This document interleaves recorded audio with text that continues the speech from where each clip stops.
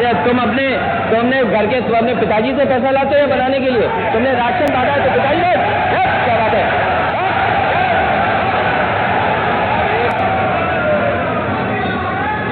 1 घंटे से अधिक माननीय अध्यक्ष जी, नेता सदन खड़े हैं माननीय, आप अनुमति दे चुके हैं, उसके बाद ये शोर शराबा ठीक नहीं है, ये उचित बात नहीं। अध्यक्ष जी, 1 घंटे से अधिक पूरा सदन माननीय नेता प्रतिपक्ष को सुनता रहा। बड़ी शालीनता के साथ उन्होंने अपनी बात कही। विपक्ष के नेता का जो दायित्व था, उन्होंने अपने कर्तव्यों का निर्वहन किया। हम लोगों ने सुना। इस सदन में और सरकार के उप मुख्यमंत्री अपनी बात को रख रहे हैं, बीच में रनिंग कमेंट्री का मतलब क्या है? और दूसरा, एक सम्मानित नेता के खिलाफ असभ्य शब्दों का प्रयोग हो, तो शब्द का प्रयोग हो, तो ठीक नहीं है। और मैं बड़ी विनम्रता से कहूंगा नेता प्रतिपक्ष को कि आपको इतना उत्तेजित नहीं होना चाहिए। देखिए, सफाई की बात नहीं कर रहा हूं मैं, सवाल सफाई का नहीं है। देखिए, हम लोग भी जो विकास कार्य करा रहे हैं, या आपकी सरकार के समय जो विकास कार्य हुए होंगे, ये हमारी ड्यूटी थी। सरकार सरकार होती है और हर सरकार को अपनी उपलब्धि को कहने का अधिकार है। माननीय उप मुख्यमंत्री जी ने बिल्कुल सही कहा कि विकास, आपने कहा, आप विकास की जब चर्चा हुई तो उन्होंने जो बातें कही बिल्कुल ठीक ढंग से की थी। आपके यहां के दूसरे नेता या जब माननीय उप मुख्यमंत्री का यहां पर भाषण संपन्न होता, उसके बाद अपनी बात आप लोग कह सकते थे। लेकिन देखिए, मैं कल भी देख रहा था, कल माननीय वित्त मंत्री जब यहां पे जवाब देने के लिए खड़े हुए, उन पर जिस तरीके की भाषा का प्रयोग उस समय किया गया, आज फिर हम देख रहे हैं। देखिए, लोकतंत्र में हर सदस्य को सदन में अपनी बात रखने का पूरा अधिकार है, और अगर आप कहेंगे तो कैसे इस बात की अपेक्षा रखते हैं कि इस पार से उसका जवाब नहीं मिलेगा? पूरे 1 घंटे से अधिक समय तक पूरा सदन और खासतौर पर सत्ता पक्ष से जुड़े हुए सभी मान्य सदस्यों ने आपकी बात को बहुत ध्यान से सुना। देखिए, सहमत होना ना होना अपना विषय है, नहीं, सवाल दूसरा नहीं। देखिए, सफाई भी इसी प्रदेश का हिस्सा। अध्यक्ष महोदय, सवाल ये नहीं है, मैं सुनने को तैयार हूं। अच्छा, मुख्यमंत्री जी बोल रहे हैं, सफाई भी तो इसी प्रदेश का हिस्सा है। नहीं, सफाई, देखिए, भाषा आप उसको बाद में बोल सकते हैं। देखिए, हमारी सहमति असहमति हो सकती है।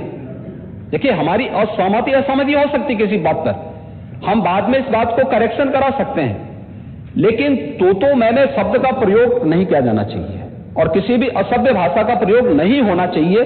और मैं माननीय अध्यक्ष जी से अनुरोध करूंगा कि अगर इस प्रकार की शब्दावली प्रोसीडिंग का हिस्सा बनी है तो कृपया उसको हटवा दें, क्योंकि ये गलत परंपरा होगी और मैसेज का देश के अंदर खराब जाएगा। हमें हमेशा इस बात को ध्यान में रखना होगा, सदन की मर्यादा का ध्यान हर हाल में बनाए रखना होगा।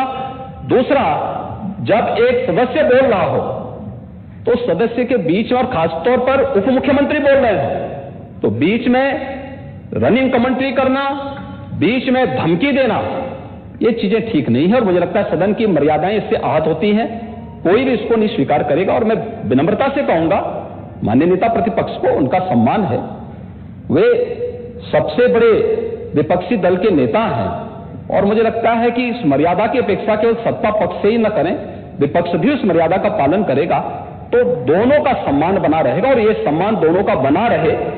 देखिए, सहमति और सहमति लोकतंत्र की ताकत है, या आवश्यक नहीं, हम ये नहीं कहते हमारी बात से सहमत हूं, या मैं ये भी नहीं कह सकता कि मैं आपकी बात से सहमत हूं। जब मेरी बारी आएगी, मैंने तो पूरे 1 घंटे तक आपकी बात को सुना, मेरी बारी जब मेरे दल की ओर से मेरी बारी लगाई जाएगी, मैं उस दिन अपनी बात को यहां पे रखूंगा। मैंने आपके पूरे भाषण को इसीलिए सुना ही नहीं, प्रोसीडिंग मंगाऊंगा। फिर देखूंगा, उसका पूरा जवाब भी दूंगा यहां सदन पे। और मैं उम्मीद करूंगा कि सभी विपक्षी नेतागण उस दिन यहां पर हमारी बात को भी सुनेंगे। लेकिन एक सरकार के वरिष्ठतम नेता में से एक और उप मुख्यमंत्री जो लगातार दूसरी बार उप मुख्यमंत्री हो रहे हैं, उनके द्वारा अपनी बात को रखा जा रहा हो, मुझे लगता है शालीनता से हमें सुनना चाहिए। अगर हमें लगता है गलत हो रहा है, देखिए बहुत सारी चीजें अगर हम भी इस बात को कहते, बहुत सारी चीजें नेता प्रतिपक्ष भी ऐसी थी जो आपत्तिजनक हो सकती थी, हमने सुना नहीं, हमें जो स्वीकार करना हो वो स्वीकार करेंगे और उसका जवाब देंगे भी। लेकिन बीच में इस तरीके की उत्तेजना दिखाना उचित नहीं है। देखिए माहौल इससे खराब होता है और अनावश्यक रूप से बाहर मैसेज खराब जाता है। हमारे बारे में टिप्पणियां होती हैं, सदन के बारे में टिप्पणी होती है, हरेक सदस्य की मर्यादा भंग होती है और सदस्य की इसका सम्मान बाहर तार तार होता है, पब्लिक में इसका मैसेज खराब होता है और इस प्रकार की शब्दावली का प्रयोग न हो। और अगर ये तो शब्द का प्रयोग हुआ है तो मैं आपसे अनुरोध करूंगा कि कृपया इसको सदन की प्रोसीडिंग का हिस्सा कतई न बनाने दिया जाए, क्योंकि ये आने वाले समय में नजीर बनेगा। फिर यही होगा जो इससे पहले इस सदन में होता रहा है, उस चीज को हर हाल में रोकना होगा। और मैं आपसे विनम्र अनुरोध करूंगा कि ये रनिंग कमेंट्री, बीच में धमकी देना, ये चीजें बंद होनी चाहिए। अच्छा होगा कि कार्रवाई को दिखवा लूंगा। धन्यवाद। मैं कार्रवाई को अध्यक्ष महोदय, जो बात अगर नेता सदन ने कहा कि कोई अनपार्लियामेंट्री लैंग्वेज या वर्ड्स आए तो उनको निकाल दिया जाए, मैं भी सहमत हूं। लेकिन मेरा अध्यक्ष महोदय वही निवेदन ये भी है कि किसी को पर्सनल नहीं कहा जाना चाहिए। सैफई, आपको बहुत ज्यादा सैफई की जमीन बेच करके हम और आप लोग को जनता हमें मौका देती है अपना बजट खर्च करने के लिए, आपको और हमें मौका मिलता है। मुख्यमंत्री जी ने कहा ना कि कोई भी वो सरकारी पैसे से होता है। तो मेरा यही निवेदन है नेता संघ से, बहुत अच्छी तरीके से इस तरह की बात नहीं आए कि जमीन बेच करके कर दिया जाए। माननीय केवल मैंने ये कहा था कि जो आपके जिले के लिए जो 4 लेन बनी थी वो किसने बनाई थी? माननीय उप मुख्यमंत्री जी। क्या बात है? माननीय सब लोग ध्यान से सुने, सब लोग बीच में माननीय अध्यक्ष महोदय, बीच में जो भी अनुपस्थित, मैंने कहा जो कुछ भी होगा। माननीय अध्यक्ष महोदय, मैं बीच में जब मैंने अपना भाषण कर रहा था उसमें नेता प्रतिपक्ष खड़े होकर के क्या कहे, शोर शराबे में बात सुन नहीं पाया। लेकिन जो मेरे कहने का एकमात्र तात्पर्य है कि उत्तर प्रदेश की जनता की सेवा के लिए जनता ने आपको नकार दिया है और भारतीय जनता पार्टी को लगातार स्वीकार किया। आपको ये 5 साल सत्ता में नहीं रहे, आगे 5 साल के लिए फिर विदा हो चुके हैं। 2027 में चुनाव आएगा, मैं तो यह मानता हूं कि फिर कमल खिलेगा, फिर आपका अभी कोई भविष्य इस समय नहीं है। लेकिन सड़क किसने बनाई है, एक्सप्रेस किसने बनाया है, मेट्रो किसने बनाई है? जैसे लगता है आपने सैफई की जमीन बेच करके ये सब बनवा दिया है। तुम अपने घर के अपने पिताजी से पैसा लाते हो बनाने के लिए, तुमने राशन काटा है तो पिताजी क्या बात है? हमारे चैनल एसपी न्यूज़ को सब्सक्राइब करने के लिए सब्सक्राइब बटन को दबाने के बाद बेल आइकन दबाना न भूलें।